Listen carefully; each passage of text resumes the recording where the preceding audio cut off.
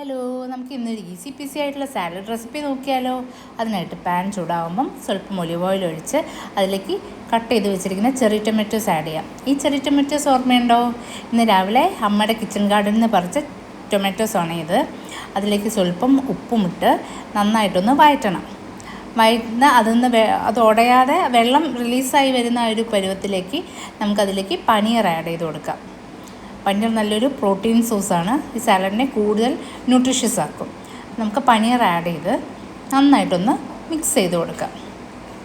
പനീറും ടൊമാറ്റോസും കൂടി നന്നായി മിക്സ് ചെയ്ത് ഉപ്പെല്ലാം അതിലേക്ക് കറക്റ്റായി ബാലൻസ് ആകുമ്പോഴത്തേനും നമുക്ക് അതിലേക്ക് ബേസിൽ ലീവ്സ് ആഡ് ചെയ്ത് കൊടുക്കാം. ബേസിൽ ലീവ്സ് ഒരുവിധം എല്ലാ സൂപ്പർ മാർക്കറ്റിലും ഇത് കിട്ടും. ഞാനിത് ലുലു എന്നാണ് മേടിച്ചത്.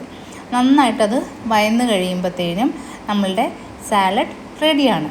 നോക്കിക്കേ, ഗ്രീൻ, വൈറ്റ്, റെഡ് 3 കളറും ഉണ്ട്. നല്ല ഭംഗിയില്ലേ കാണാൻ?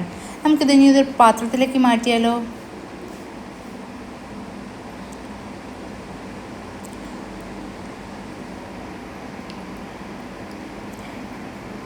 നമുക്കിതൊന്ന് ടേസ്റ്റ് ചെയ്ത് നോക്കിയാലോ.